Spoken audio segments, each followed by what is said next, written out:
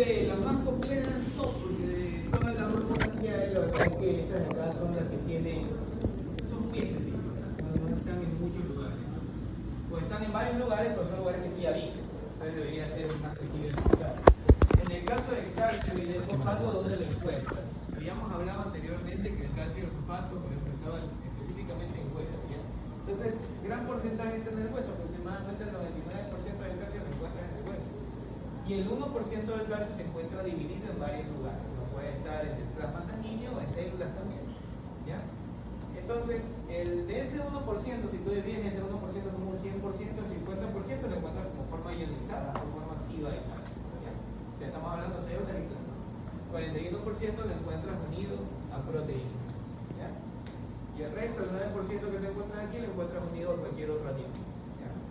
En el caso del fosfato, el 85% del fosfato está en el hueso, porque el fosfato, no es que no me sirva el fosfato de calcio en sangre, pero el fosfato como tal, como buffer y formando estructuras como ATP, bueno, todas las estructuras que puede formar el fosfato, es importante desde el punto de vista como tejido estructural. Entonces lo encuentras del 14 al 15% en tejidos blandos, ¿ya? Porque forma parte de estructuras, ¿no? Y el 1% lo encuentras en el líquido extracelular. Ahora, ¿cuánto en el intramuscular, cuál es el valor de calcio que tú encuentras? 9.8.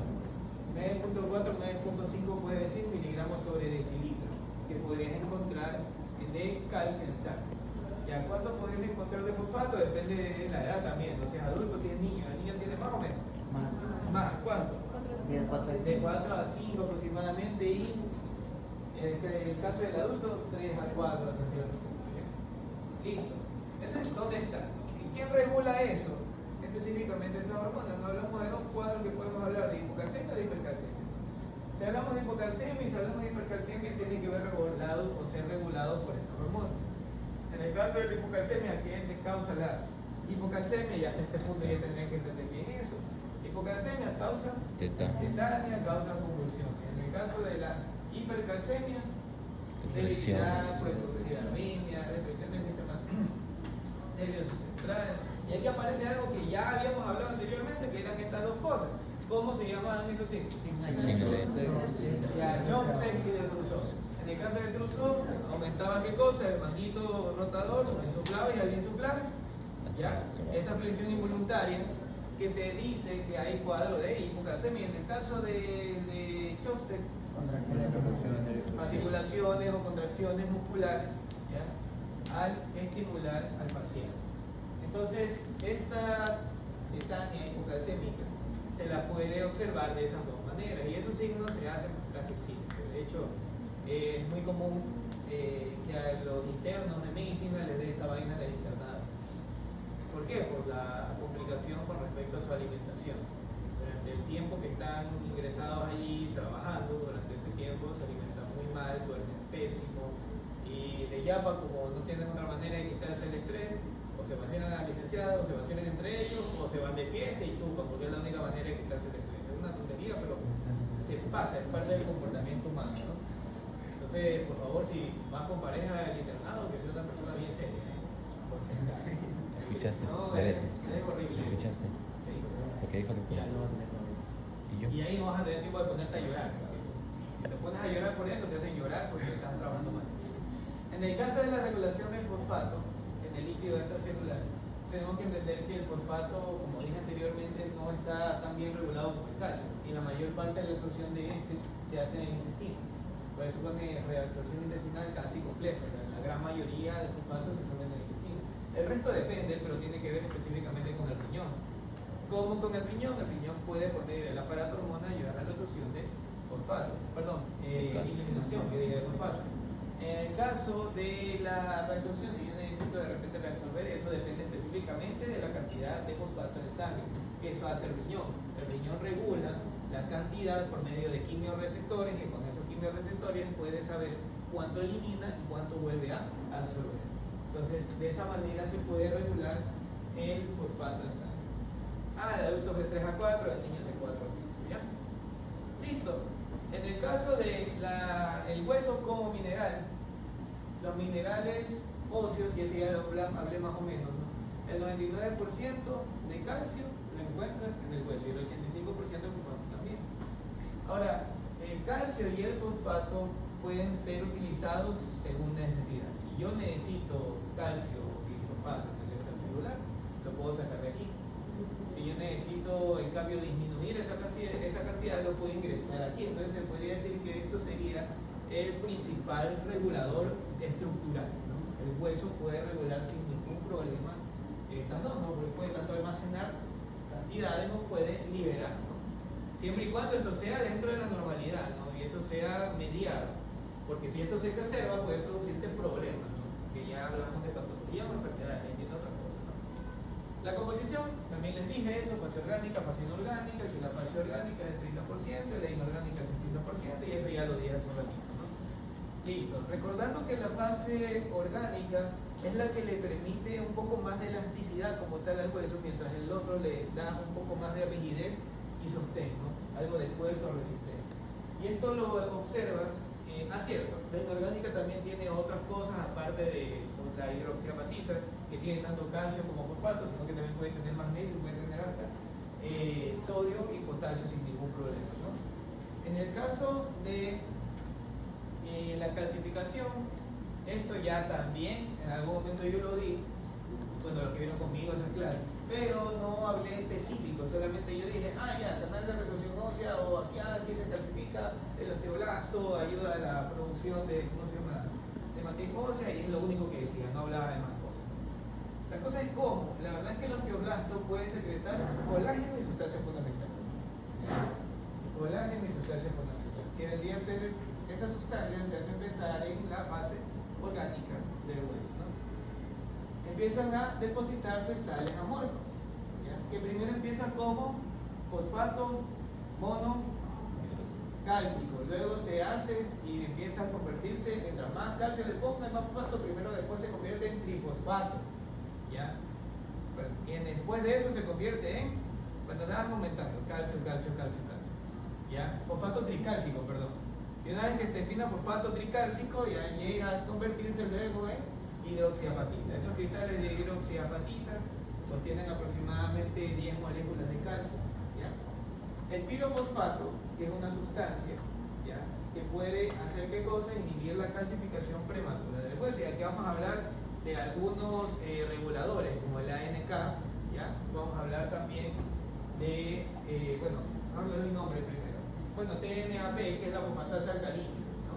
La fosfatasa alcalina la puedes medir en sangre, por cierto, y puede decir varias cosas. La fosfatasa alcalina en sangre, ¿para qué sirve? Eco, muy bien. La fosfatasa alcalina, aunque no tiene nada que ver, dices, no, pero esto es con el hueso, ¿no?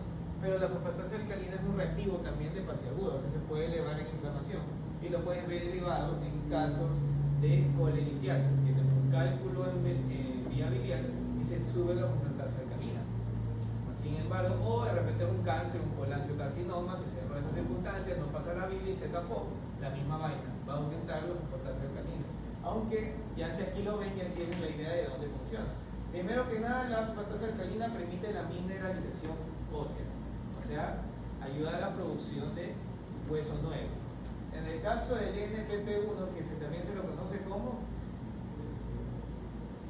nucleótido pirofosfatasa 1, ¿ya? Esa sustancia, en cambio, lo que hace es lo contrario, lo que hace es producir pirofosfato extracelular, ¿ya? Entonces, uno ayuda a la mineralización y el pirofosfato lo que hace es degradar la mineralización. Entonces, van en contra, ¿no? Y en la ANK se podría decir que es una proteína que ayuda a transportar lo que viene a ser el pirofosfato desde el interior de la célula.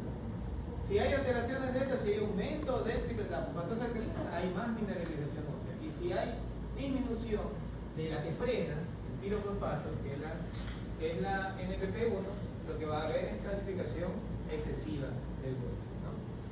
Listo. Por ejemplo, la espondiloartritis anquilosante. ¿Ya qué es esa vaina? ¿Alguien sabe? Ya, la espondiloartritis anquilosante se ve, pero no se ve tanto. Yo creo que lo he visto unas 4 o 5 veces en esto. No son tantos años que estoy, no sería que sí, más o menos. ¿Cuántos años que tengo yo? No me acuerdo.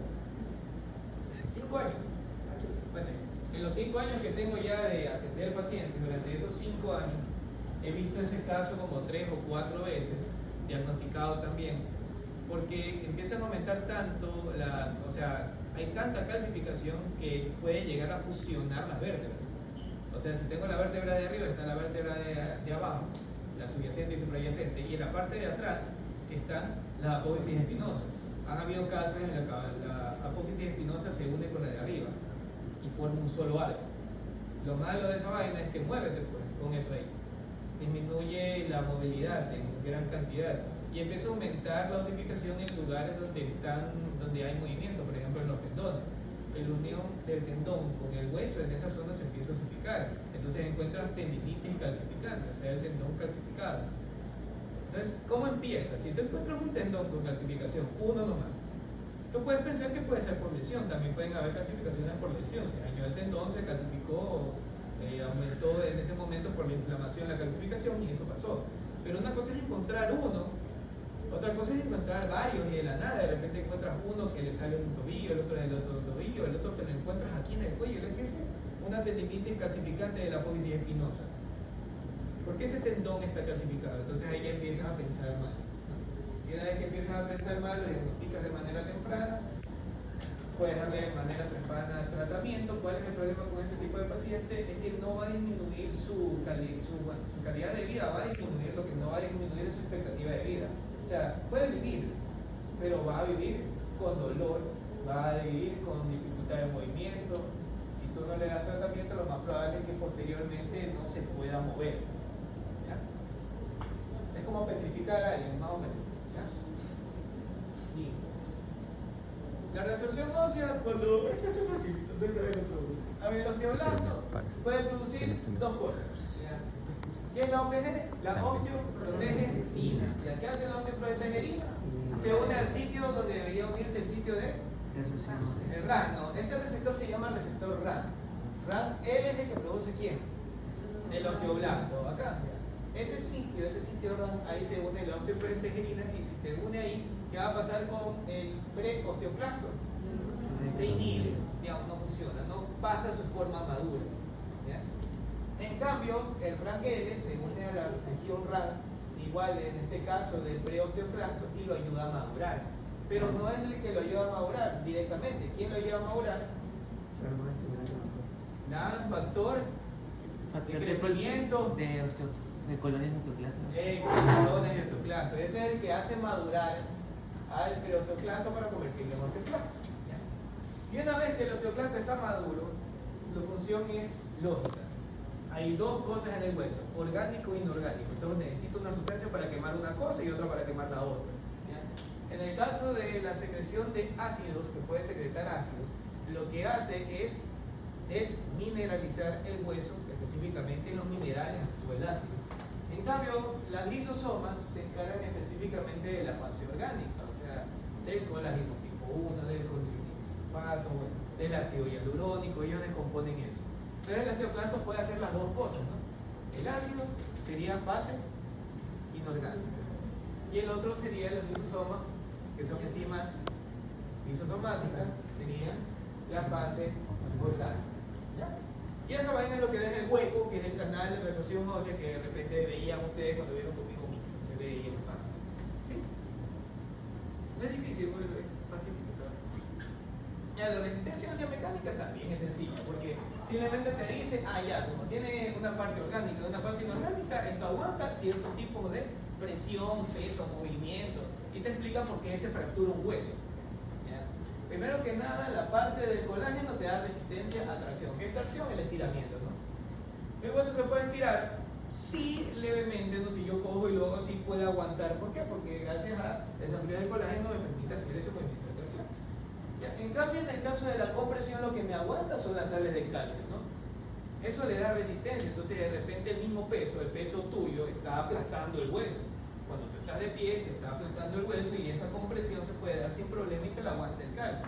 ¿Cuál es el problema? Cuando pesas como no sé cuántas libras y quieres así y no dañarte el hueso y no te quieres dañar la rodilla, o sea, tienes que bajar de peso para no lastimarte, porque eso al final pues te destruye el hueso y obviamente la articulación, te la hace mierda. Listo. Y en el caso de la unión de estos también ayuda a la movimiento de corte. ¿Qué es el movimiento de corte? Si yo hago el hueso, así. ¿Ya? Eso lo puede soportar el hueso. ¿Qué es lo que no soporta el hueso? Cuando ustedes agarran un lápiz y lo hacen así.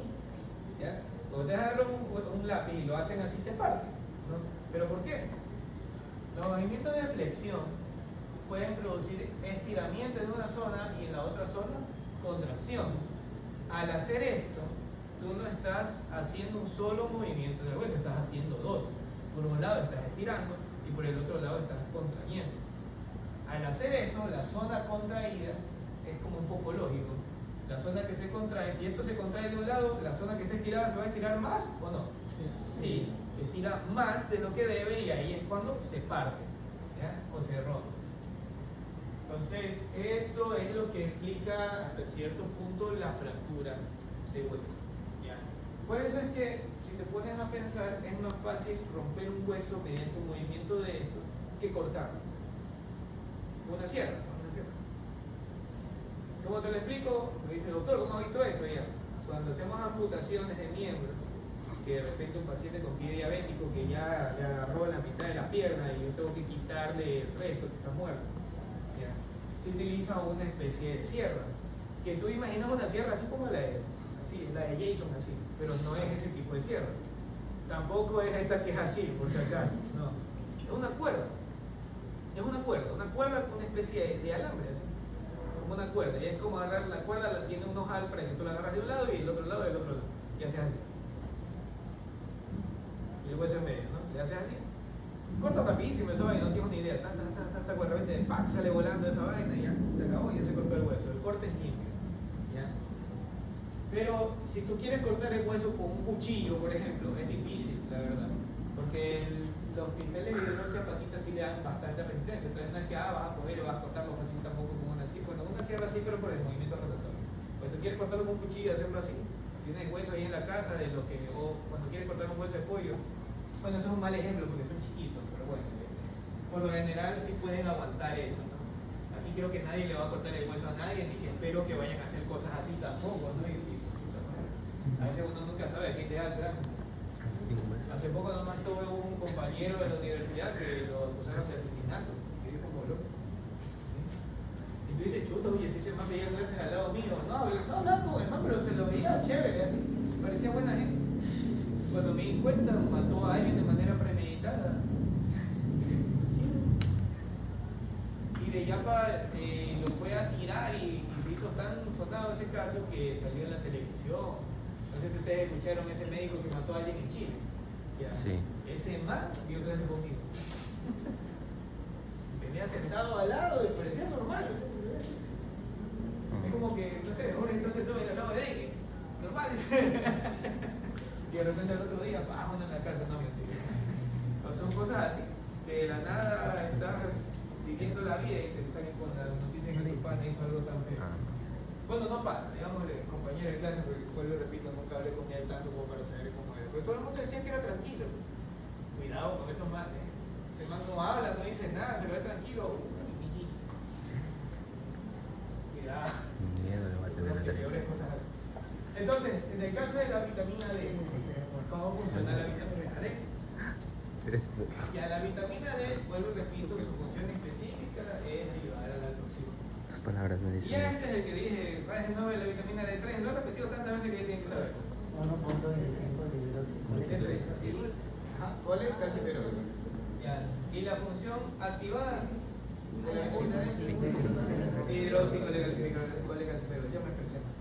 Bueno, entonces la circunstancia es que primero empieza en la piel, ¿no? Ya saben que la piel no es que absorbe vitamina D del cielo, así, no es así, sino que eso ahí se metaboliza por la exposición a luz solar, pero no significa que así de la nada, eso lo entiendes en la dieta, la vitamina D. Y una vez que pasa la vitamina D3, pasa después por medio del hígado, 1 a 25, hidroxicolacalciferol. El riñón, ¿qué hace? Activarlo, forma activa.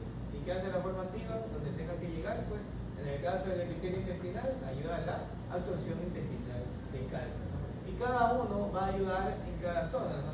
Uno en la absorción intestinal, el otro va a ayudar en la absorción renal. ¿no? Y de hecho la paratormona estimula directamente al riñón también. Cuando vieron, los que vieron conmigo fisiología renal y hablaba yo de la paratormona, aquí se absorbe calcio.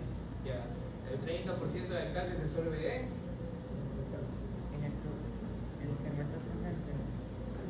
en el. No se acuerda. Para que les enseñe, ¿no? Está bien, no pasa nada. Ya después vas a los apuntes.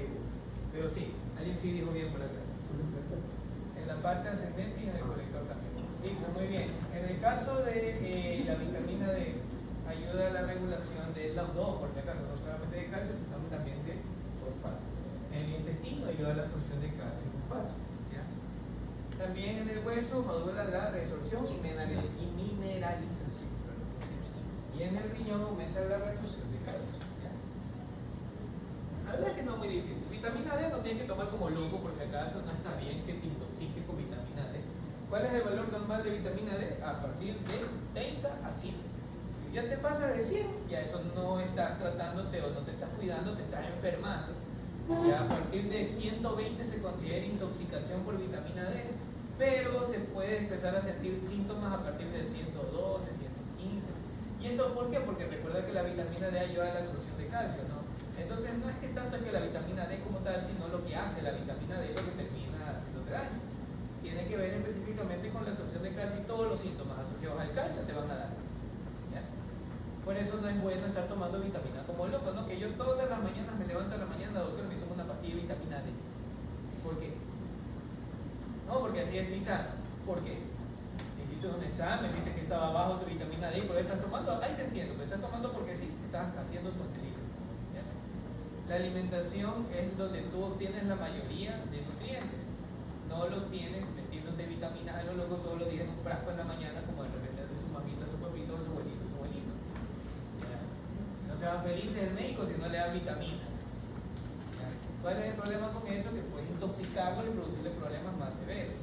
Y en el caso de la intoxicación por vitamina D, obviamente empiezan con los síntomas y después, esto es como un círculo vicioso porque el paciente se siente mal y como se siente mal, ¿qué te dice? Me faltan vitaminas, por eso me siento mal. Y toma vitaminas para sentirse mejor, pero se siente igual mal y quiere más vitaminas y se sigue sintiendo mal. Nunca vas a mejorar, pues siempre vas a sentirte mal. Entonces, hazles entender eso en la cabecita, eso no es difícil. Hazles entender eso. Bueno, ya. La regulación, ya sabes, como mecanismo de colesterol, aumento del calcio y disminución de la paratormona. Específicamente, ¿por qué? Por la conversión o la disminución de conversión de calcitril. ¿Ya? Por favor, mareos, que los mareos y todas las circunstancias tienen que ver específicamente con la alteración del sistema nervioso central. Vas a tener alteraciones periféricas, puedes llegar a tener arritmia, o sea, pilas con la intoxicación con vitamina D. ¿Ya? Sí hay. Ya bueno, como la paratormona como tal, ya esto de aquí prácticamente lo hemos hablado, solo que estamos dándole vuelta a lo mismo. ¿Qué hace? Mantiene la conservación de calcio extracelular. ¿Ya? Hueso, riñón, intestino. No pienso meterme mucho en eso porque es como que ya le estoy diciendo tantas veces, pero como así se cae, me encanta repetir las cosas 2 o 3 veces. Bueno, y los efectos de la paratormona, como cuadrito, ¿no? Tiene fase rápida y tiene fase lenta dependiendo del hueso. Cuando es fase lenta hablamos del Rangel, de la osteoproteína y esta vaina, ¿no? En la fase rápida hablamos de osteolisis. En el riñón como tal, ya sea la reabsorción de calcio en los túbulos, que eso también, ya, yo me estoy cansando. Eso en el intestino, ya, no necesariamente actúa directamente en el intestino, cuidado con eso, no va a creer que la paratormona actúa en el intestino directamente, no, pero ayuda, aumenta la absorción, sí, de calcio y fosfato, por si acaso, pero a través de qué sustancia? Del calcitriol, de las comenzas. No es que directamente va la paratormona al intestino y te hace subir el calcio, no es así. La paratormona tiene que ver por medio del otro mecanismo que es la vitamina D. Y de allí, de esa vaina, es que terminas en esto. ¿Ya? Que de hecho estaba en el mecanismo anterior donde salía de colecalciferol, 1.25, hasta llegar al calcitriol. Listo. La calcitonina, más fácil todavía porque lo que hace es aumentar el calcio en sangre. Perdón, disminuye el calcio en sangre. ¿Ya? Y la acción de la calcitonina inhibe todo, ¿no? Si ven intestino, intestino, si es riñón, riñón, si es hueso, hueso. ¿Ya? Por eso te digo, no es nada del otro mundo, está bien fácil. Y ahí en el caso de la enfermedad de Paget, ¿qué es la enfermedad de Paget? ¿Alguien sabe?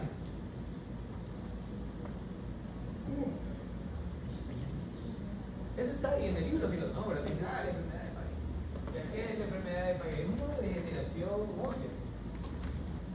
¿Por qué se da la degeneración ósea en la enfermedad de Paget? Falta de vitamina D. Falta de calcio. A ver, soy viejo y me da Paget así. No, de hecho la enfermedad de Paget no tiene una causa todavía bien clara. Ya, se cree que es causada por un paravixovirus. Se cree, porque realmente no se sabe por qué. Algunos piensan en causas autoinmunes, pero puede ser causa genética. No se sabe exactamente por qué, pero el problema con esto es que empieza a haber debilidad del hueso. Empieza a consumirse el hueso de manera acelerada. ¿Cuál es el problema? Que al inicio se consume el hueso y el hueso se va debilitando, ¿no? Pero como se va consumiendo la mineralización por los osteoclastos, ¿qué hace el osteoblasto? El osteoblasto dice, no, porque te estoy perdiendo, voy a aumentar. Pero se hace de forma tan desorganizada que se hace un hueso, pero un hueso con una matriz amorfa. Y una matriz amorfa no me sirve. Una matriz amorfa se rompe fácil, una matriz amorfa se daña. Entonces, ¿qué tratamiento se le puede dar a los pacientes que tienen este problema? Que los osteoclastos están consumiendo el hueso a lo loco. Calcitonina. La calcitonina se ha dado como parte del tratamiento, pero no es como que... Pero no la calcitonina. ¿Qué? Bifosfonato. Y eso también está por si acaso. Pero ¿qué pasa con los bifosfonatos? Eso ya se lo digo yo porque eso no lo dice el libro, sino que eso ya te lo explico yo. En el caso de los bifosfonatos, ¿qué hace? El bifosfonato es un medicamento, un fármaco que tiene la capacidad de unirse a una sustancia que era el pirofosfato. ¿Ya? ¿Y el pirofosfato qué hacía? Inhibir la formación de cristales de los celuloides. ¿Qué hacía el pirofosfato? Pero ¿quién tenía la opción, o sea, quién accedía al pirofosfato para ayudar a ¿cómo se llama? La desmineralización del hueso? El osteoclasto. El osteoclasto lo necesita. ¿Qué es lo que pasa? Se une el pirofosfato y el osteoclasto lo que va a eso, pues no, a empezar a, no se inhibe, se muere. Le produce apoptosis al osteoclasto y destruye los osteoclastos. Al destruir los osteoclastos y producir la apoptosis al osteoclasto, aumenta la formación de hueso por medio del osteoclasto de manera organizada. ¿Ya? Y eso es parte del tratamiento, pero no es parte solo del tratamiento de la enfermedad de Paget, ¿no? Obviamente la osteoporosis, que eso está medida en cambio por otra vía que también tiene que ver con el calcio, que es ¿cuál? En el caso de la mujer, más que nada. La menopausia tienes que ver mediado por estrógenos cuando vean hormonas sexuales, cuando vean femenino. Ahí van a entender que tiene que ver específicamente con la protección ósea. El estrógeno hace un pocotón de vainas, no solamente hace crecer el endometrio, hace un pocotón de cosas. Entonces, cuando llega la menopausia, ahí más o menos a los 55 años, todo eso se va a empezar a disminuir. Entonces, ¿qué tratamiento les dan a esos manes? Calcibón D. ¿Qué es calcibón D? Vitamina D. ¿Ya? Vitamina D mezclada con calcio, nada más. ¿Para qué? Para ayudar a la reabsorción sola, porque no estamos hablando de que está dañado el mecanismo, simplemente me falta la hormona que me ayuda a mantener todo este proceso, ¿ya? Porque esto no funciona solo, también necesita el estrógeno. Pero ya desapareció, me toca ver cómo respondo. Y a eso le da vitamina D y calcio.